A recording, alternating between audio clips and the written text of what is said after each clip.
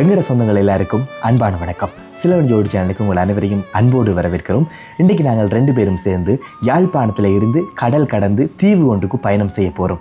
தீவு கண்டா எந்த தீவுக்கு போகிறீங்கள் தம்பி என்று நீங்கள் கேட்டால் நெடுந்தீவுக்கு தான் போகிறோம். ஏன் திடீரென்று நெடுந்தீவுக்குன்னு சொன்னால், நெடுந்தீவில் இருக்கிற அண்ணன் சபேசன் அவர்களுடைய கேட்காமலே தரலாம் எனும் கவிதை நூலினுடைய அறிமுக விழாவின் நிகழ்ச்சி தொகுப்பாளராக இன்றைக்கு நெடுந்தீவுக்கு பயணம் செய்ய போகிறோம். கிட்டத்தட்ட 10 வருடங்களுக்கு மேலே யாழ்ப்பாணத்தில் ஒரு அறிவிப்பாளராக அல்லது ஒரு நிகழ்ச்சி தொகுப்பாளராக பேர் சொல்கிற அளவுக்கு நானும் இருந்து கொண்டு வாரேன் சொல்லி நான் நம்புறேன். யாழ்ப்பாணத்துல இருந்து விடிய 6:50க்கு குறிகட்டுவானுக்கு ஒரு பஸ் இருக்கு. அந்த பஸ்ல ஏறி குறிகட்டுவானுக்கு போறோம். குறிகட்டுவான்ல இருந்து சரியா 8:30க்கு நெடுந்தீவுக்கு போறதுக்கு ஒரு போட் ஒன்று இருக்கு. அப்ப இந்த 6:50 பஸ்ல ஏறினா தான் சரியா 8:30க்கு குறிகட்டுவான்ல இருந்து நெடுந்தீவுக்கு போறதுக்கு சரியா இருக்கும். அதோட இன்னொரு முக்கியமான விஷயம், நான் நெடுந்தீவுக்கு 2-3 தரம் போய் வந்திருக்கிறேன். லோஜிக்கு முதலாவது தரம் நெடுந்தீவுக்கு போறதுக்கு கடும் புழுகத்துல தான் என்னோட வெளிக்கிட்டு வாரா. இந்த காணொலியில எங்களோட நெடுந்தீவு பயணத்தினுடைய முதலாவது அனுபவம் சம்பந்தமாகவும், அதே போல இந்த கவிதை நூல் அறிமுக விழா எப்படியெல்லாம் நடக்குது என்பது சம்பந்தமாக தான் இந்த வீடியோவில் பார்க்க போறீங்க. பஸ் வெளிக்கிட்டது குறிகட்டுவானுக்கு போகிறோம். கிட்டத்தட்ட ஒரு 3/4 மணி நேரம் செல்ல பண்ணிக்கிறேன். சரியா பைக்கில் போயிருக்கிறோம். பஸ்ஸில் இதான் முதல் தடவை. முதல்ல உன்னை பார்த்தேன் நான் அசந்து போனேன்.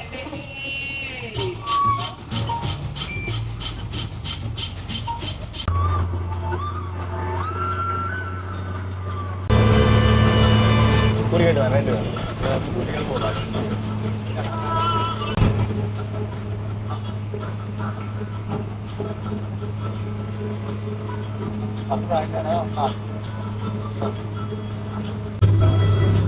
நாங்கள் இப்போ யாழ்ப்பாணத்துல இருந்து அல்லப்பிட்டியை கடந்து போய்க்கு கொண்டிருக்கோம் பஸ்ஸில்.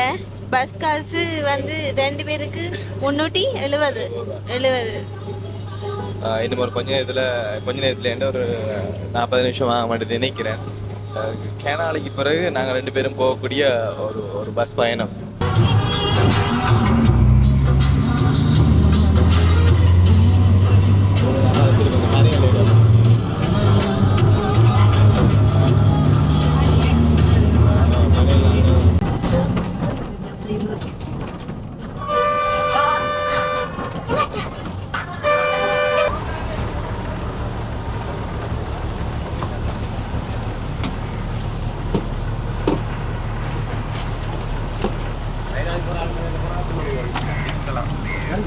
நெடுந்தீவு சரி. எத்தனை மணிக்கு இருக்கு? 8:30.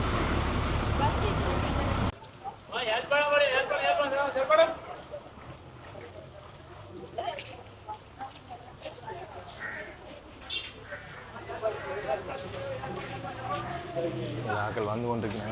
நெடுந்தீவம் அதே உதவியில் ஒரு இடத்துல இருந்து பஸ் டிக்கெட் அங்கே அவ்வளோதான். கப்பல் ஏறின அப்புறம் எடுக்கும், போட் ஏறின அப்புறம். 8 மணி ஆகுது. விடிய வலிக்கிட்ட இந்த பயணம், இந்த விடிய வரைக்கும் எப்படி இருந்ததுன்றதை லோஜியை சொல்வாள். இந்த அனுபவத்தை பஸ் பயணம் யாழ்ப்பாண நகர பகுதியிலேருந்து இந்த குறிகட்டுவான் வேறு மட்டும் அப்படி இருந்ததை லோஜி சொல்லுவாள்.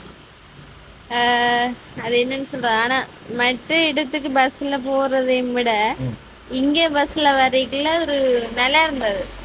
அந்த பஸ்ஸில் போன பாட்டு, சைட்லால பார்க்கல இருந்த அந்த இயற்கையான அது ஒரு வித்தியாசமான ஒரு உணர்வு.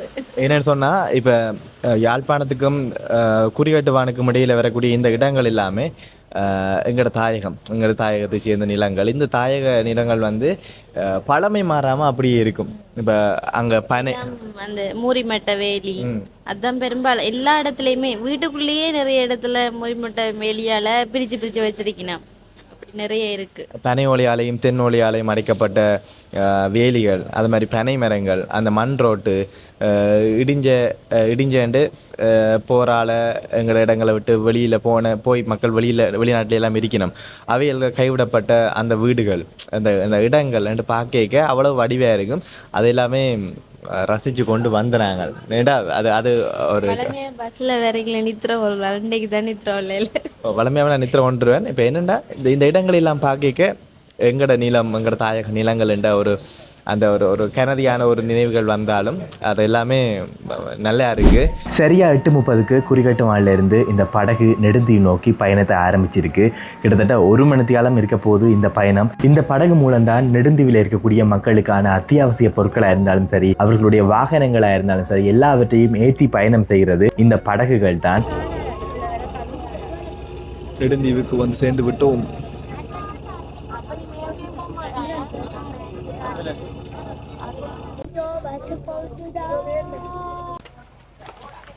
நெடுந்தீவுக்கு வந்து ரங்கினோன்னு ஒரு ஆட்டோவை பிடிச்சு கொண்டு நானும் லோஜியும் தினகரன் பத்திரிகையினுடைய ஊடகவியலாளர் சுமதி அக்கா 3 பேரும் சேர்ந்து நெடுந்தீவில் இருக்கக்கூடிய ஒரு சாப்பாட்டு கடைக்கு போனோம். ஹலோ. இந்த வெயிலுக்கு நல்லா இருக்குள்ள மரம். இன்றைக்கு சாப்பாடு ரொட்டி பருப்பு நெடுந்தீவு சாப்பாடு. இன்றைக்கு ரொட்டியை சாப்பிட்டுட்டு வந்து ஒரு கோப்பி சுட சுட ஒரு கோப்பி நெடுந்தீவில் குடிச்சு கொண்டிருக்கிறேன். யாழ்ப்பாணத்தோட ஒப்படைக்க இங்கத்த வாழ்வியல் முறைகள் வாழ்க்கை முறைகள் எல்லாமே வித்தியாசம். இங்கே இருக்கக்கூடிய தரைத்தோட்ட அம்சத்துக்கு ஏற்ப நெடுந்தீவுன்னு சொன்னாலே உடனே ஞாபகம் வர விஷயம் இந்த முருங்கைக்கற்பாறைகளால் ஆக்கப்பட்டிருக்கக்கூடிய இந்த வேலிகள். நெடுந்தீவில் பார்க்குற இடமெல்லாம் இந்த முருங்கைக்கற்பாறைகளால் ஆக்கப்பட்ட வீதிகள் தான், முருங்கைக்கற்பாறைகளால் ஆக்கப்பட்ட இந்த வேலிகள் தான் இருக்கும். ரோஜினி, சாப்பாடு எப்படி இருந்தது யாழ்ப்பாணத்தோட?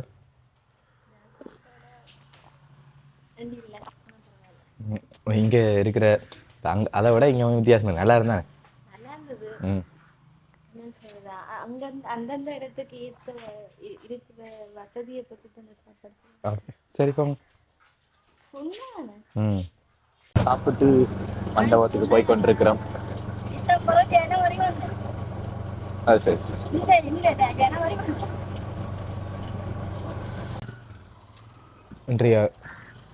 இன்றைக்கு கவிதை வெளியிட்டு விழா நடக்கக்கூடிய மண்டபம் தான் நெடுந்தீவு. இந்த கடற்கரை இடங்கள் பக்கத்தில் கடற்கரை இருக்குது. அந்த கடற்கரைக்கு பக்கத்தில் இருக்கக்கூடிய இந்த மண்டபம் தேவானந்தா கலாசார மண்டபம். இந்த மண்டபத்தில் தான் நடக்க போகுது. அதுக்குரிய வேலைகள் நடந்து கொண்டிருக்கு. நூல் வெளியீடு சம்பந்தமான பேனர்லாம் கட்டி கொண்டிருக்கணும்.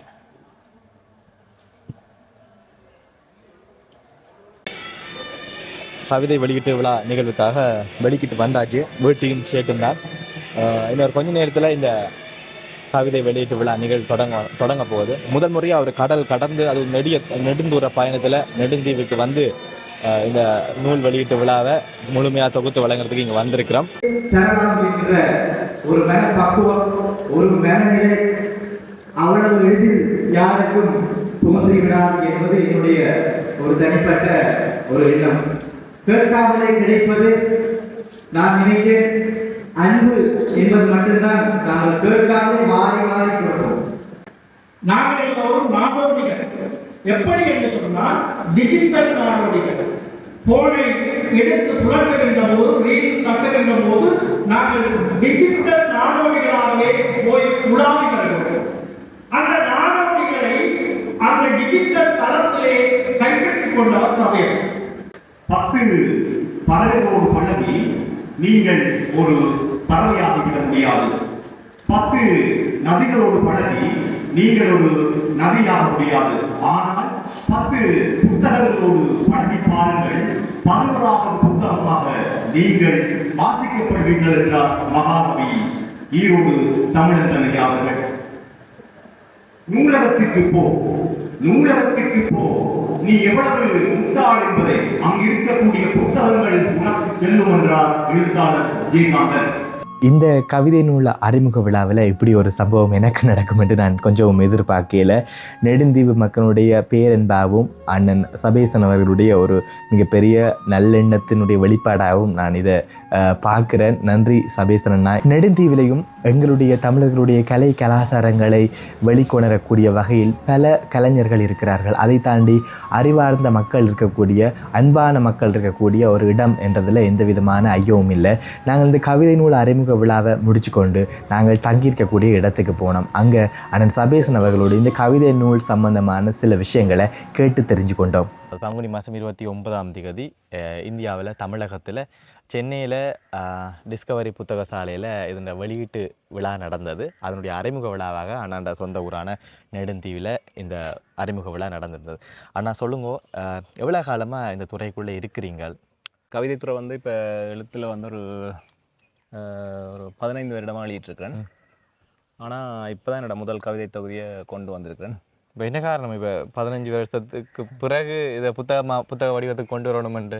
ஓகே, இல்லாட்டி ஏன் பிந்தினது? இல்லை, புத்தகம்ன்றது பழியாது. கடவுள் படைத்த மனிதன் இறந்து விடுவான், அழிந்து விடுவான். ஆனால் மனிதன் படைத்த படைப்பு, அதாவது புத்தகம் அழிவதில்லை. அப்போ அழியாத ஒன்றை நாங்கள் படைக்க போகிறோம். அப்போ அதை அழியாத ஒன்றை படைக்க அது அவ்வளவு தரமாக இருக்கணும், அழிக்கப்பட முடியாதா இருக்கணும், அல்லது மாற்றப்பட முடியாதா இருக்கணும்ன்றதுக்காக இவ்வளோ காலம் எடுத்தது. அதை எப்படி சுருக்கமாக சொல்லணும்னா ஒரு திருப்தி. இப்போ எழுதுகிறோம், ஓகே, விஷயம் ஓகே. ஆனால் அது ஒரு புத்தகத்துக்கு வருவதற்கான ஒரு முழு தகுதியும் இருக்கா, அதோட தரம் இருக்கா, அதில் உயர்வு இருக்கான்னு பார்க்க எனக்கு ஒரு திருப்தி வரையில். இவ்வளோ காலம் இந்த துறையில் பயணித்தாலும் எனக்கு இப்போ தான் ஓகே, இதை தாண்டி என்னால் சிந்திக்க முடியாது, எழுத முடியாது, அதுக்குள்ளே போக முடியாதுன்றது வரைக்க இந்த புத்தகத்தை கொண்டு வரேன். ஆனால் இதில் ஒரு 15 வருடத்துக்கு முதல் எழுதின கவிதை இந்த புத்தகத்தில் இருக்குது. ஆனால் இன்றைக்கு நான் அதை எப்படி சிந்திப்பேன், எப்படி அதை எழுவற்றின மாற்றத்தோடு தான் வந்திருக்கேன். இப்போ இந்த கவிதையை இன்னொரு எத்தனையோ ஆண்டு பாலிச்சு நான் இருந்து பார்த்தாலும் இதில் எனக்கு ஒரு மாற்றம் அல்லது ஒரு இதில் அதிருப்தி அல்லது இதை பற்றி ஒரு மாற்று எண்ணம் எனக்கு வரதுக்கு வாய்ப்பு இல்லை. ஒருவேளை நான் இதை ஒரு 10 வருஷம் முன்னுக்கு வெளியிட்டிருந்தா இப்போ நான் இதை பார்த்துருந்தா ஒரு கட்டாய மாற்றம் இருந்திருக்கு. ஏன்னா இப்போ என்ன தெரியும், என்ன முதல் இந்த கவிதை என்கிட்ட இருந்தது, ஆனால் அதை இதில் கொண்டு வந்திருக்கேன். ஆனால் மிகப்பெரிய மாற்றத்தோடு கொண்டு வந்திருக்கேன். அப்போ ஒரு நல்ல ஒரு உயர்வாக இருக்கணும், என்ன சொல்கிறது, ஒரு வியப்பாக ஒரு வியத்தகு விடயமாக இருக்கணும்ன்றதுக்காக தான் இவ்வளோ நீண்ட இடைவெளி பிறகு கொண்டு வந்துருக்கேன். சரி, இப்போனா தமிழகத்தில் இந்த புத்தகத்தை வெளியிட்ட பிறகு அங்கே இருக்கிற எங்களோட தொப்புள்கொடி உறவுகள்ன்ற அந்த ஆதரவு, அவையில் என்ன சொன்னவை, அதெல்லாம் எப்படி உங்களுக்கு? அந்த விஷயம் இப்போ அங்கே நிறைய என்ன சொல்கிறது, நிறைய பதிப்பகங்கள், நிறைய புக் ஸ்டால், அப்படி நிறைய விஷயங்கள் நடந்துகிட்ருக்கு. அப்போ அங்கே இருக்க இஞ்சி இருந்த ஒருத்தர் அங்கே இதை மினக்கட்டு செஞ்சதுன்றதை மிகப்பெரிய ஒரு வரவேற்பு இருந்துச்சு, மிகப்பெரிய ஆதரவு இருந்துச்சு. அதோட தொடர்ந்து எடுத்துகிட்டு போகிற அளவுக்கு அவங்க அந்த பெரிய உத்வேகம் கொடுத்தாங்க. இப்போ யாழ்ப்பாணத்தை பெரிய என்ன சொன்ன யாழ்ப்பாணம்ட்டு அவங்களுக்கு ஒரு பெரிய ஒரு இது இருக்குது. யாழ்ப்பாணம் நாங்கள் இப்போ என்ன சொல்ல பேசக்கே தெரியுது, அந்த தமிழ் அந்த பெரிய விஷயம். இந்த யாழ்ப்பாண தமிழ்ன்ற உடனே அவங்க பேசின உடனே வாய் திறந்த உடனே தெரியுது, யாழ்ப்பாணமா அப்படின்றதுலேயே அவங்களுக்கு ஒரு பெரிய பற்று பாசம். அந்த மொழியை அவ்வளோ ரசிக்கிறாங்க. இப்போ நாங்கள் என்னென்னு சொல்கிறது, இப்போ நாங்கள் ஒரு இடத்துல நிகழ்வு ஒன்றுக்கு போயிருந்தோம், அப்போ பேசுகிறேன். அங்கே இருக்கிற எல்லாருமே அங்கே அதை பார்க்க எல்லாருமே கதைக்கிறாங்க. கதைக்க வைக்கிறது காரணம் என்ன சொல்லுவாங்க, தமிழ் தான், எங்களோட யாழ்ப்பாணத்து மொழி நடு. அதை நான் உணர்ந்தேன். அது ஒரு பெரிய சந்தோஷமான விஷயம். மேட்டதானே இப்போ அங்கே வெளியீட்டு விழா நடந்த பிறகு உங்களோட சொந்த ஊரில் இப்போ நீங்கள் நினைச்சா யாழ்ப்பாணத்தில் கூட இந்த அறிமுக விழா வச்சிருக்கலாம் கண்டிப்பாக. ஆனால் உங்களோட சொந்த ஊரில் நீங்கள் இந்த அறிமுக விழாவை நாங்கள் முடிச்சுட்டு நாங்கள் இப்போ வந்திருக்கிறோம். இந்த உணர்வு எப்படி இருக்குது? உங்களோட சுற்றத்தார்கள் என்ன விஷயத்த சொல்லியிருக்கீங்க? இப்போ அங்கே இந்த முதல் தொகுப்பு அங்கே தானே வெளியீடு செய்கிறேன். அப்போ வெளியீடு செய்ய இப்போ இங்கே அறிமுக விழா செய்யணும் அப்படின்னு சொல்லி நிறைய பேர் கேட்டுவாங்க. அப்போ எனக்கு நிறைய இதை எடுத்துகிட்டு போகணும், இந்த நூல், இந்த கவிதைகள் நிறைய இடத்துக்கு சென்ற விடும், அதாவது நிறைய வாசகர்களை சென்ற விடும் என்ற விருப்பம். அப்போ எல்லா இடத்துலையுமே அறிமுகம் செய்கிற ஒரு எண்ணம் இருக்குது. ஆனால் அதே முதல் அண்டைக்கு இப்போ நெடுந்தீவு தானே, இப்போ இந்த பேரே அதில் இந்த பேரோடைய நெடுந்தீவு தான் வருது. அப்போ முதல் அறிமுகமே எனக்கு இங்கே தான் கிடைக்குது, இதுதான் என்னோட அறிமுகம். அப்போ அந்த இடத்துல இந்த அறிமுகத்தை செய்கிறது தான் அது ஒரு சிறப்பாகவும் ஒரு நல்ல விஷயமாகவும் இருக்கும். அப்போ இங்கே தான் இந்த முதல் அறிமுகம் இருக்குது. அடுத்தடுத்த அறிமுகம் அப்படியே அங்கே வரணும். சொந்த ஊரில் செய்கிறதுன்றது ஒரு பெரிய விஷயம், எங்களை சொந்த ஆக்களுக்கு மத்தியில் செய்கிறதுன்றது. சரி, இதில் நினைக்கிறேன் 200 சொச்ச கவிதைகள் இருக்கணும், 208 கவிதை. இதில் உங்களுக்கு பிடிச்ச கவிதை என்ன சொல்றீங்க? உங்கள் நம்பிக்கை கப்பலில் ஏற்றியவர்களை ஒருபோதும் நடுக்கடலில் இறக்கி விடாதீர்கள். கப்பலில் ஏறும் முன்பு அவர்கள் கரையில் நின்றவர்கள். பிடிச்சன்றதை சொல்ல மாட்டேன், எல்லாமே பிடிச்ச கவிதைகள், எல்லாமே பிடிச்சு எழுதினது, எல்லாமே பிடித்தவைகள் தான். ஆனால் என்ன சொல்லுங்க அப்பம், இப்போ இந்த கவிதைகள் நிறைய பேருக்கு பிடிச்ச கவிதையாக நான் உணர்ந்தேன். இதில் இருக்கிற எல்லா கவிதையுமே நான் வெளியே போயிருக்கு, சமூக ஊடகங்கள் அப்படி இப்படின்னு போயிருக்கு. ஆனால் நிறைய பேரால் பிடிக்கப்பட்ட கவிதைகளாக இந்த கவிதை இருந்துச்சு. அப்போ அதால் யோசித்தேன், ஓகே, இவ்வளோ கவிதைகளும் இந்த கவிதை தனிச்சு எனக்கே தெரிஞ்சது. அப்போ அதால் ஓகே, எனக்கும் அது பிடிச்ச கவிதையாக மாறிட்டு. சரி, இதை மாதிரி வேறு யாக்கள் ஆனால் இந்த கவிதை நல்லா இருக்குண்ணா சொல்லி ஒரு சில தொகுப்புகள் இருக்கும்? கண்டிப்பாக நிறைய கவிதை இருக்குது. ஆனால் அதில் குறிப்பிட்டு சொல்லணுமெண்டா, உலகத்தில் எல்லாமே தெரியாதவைகள் தான் தெரிந்து கொள்வதற்கு முன்பு, எவ்வளவுதான் உயரத்தில் இருந்தாலும் உதிராமல் விடுவதில்லை பூக்கள், மண்ணுக்கடியில் இருந்தாலும் மக்குவதில்லை வேர்கள். இப்படி நிறைய கவிதை இருக்கு. பிடிச்ச கவிதை. இப்போ நாங்களே இன்றைக்கி இந்த வெளியீட்டு விழாவின் போதே அந்த மேடையில் ஆகல் காய்ச்ச விஷயத்தை பார்த்துனாங்க. சில கவிதைகள் அதை வாசித்த பிறகு அதனுடைய அந்த தாக்கம் எல்லார்கிட்ட மனசுலையும் இருக்கும். இப்போ கேட்காமலே தரலாம்ன்றது நான் இதில் என்னத்தை சொல்கிறேன்டா, கவிதைகளை சொல்கிறேன். இப்போ நீங்கள் கேட்காத, அதாவது வந்து நீங்கள் உணர்ந்திருப்பீங்க, அதை அறிஞ்சிருப்பீங்க, அதை தெரிஞ்சிருப்பீங்க, அதை விளங்கியிருப்பீங்க, அதை பார்த்துருப்பீங்க, ரசிச்சிருப்பீங்க. ஆனால் அதை வந்து நீங்கள் கேட்டிருக்க மாட்டீங்க.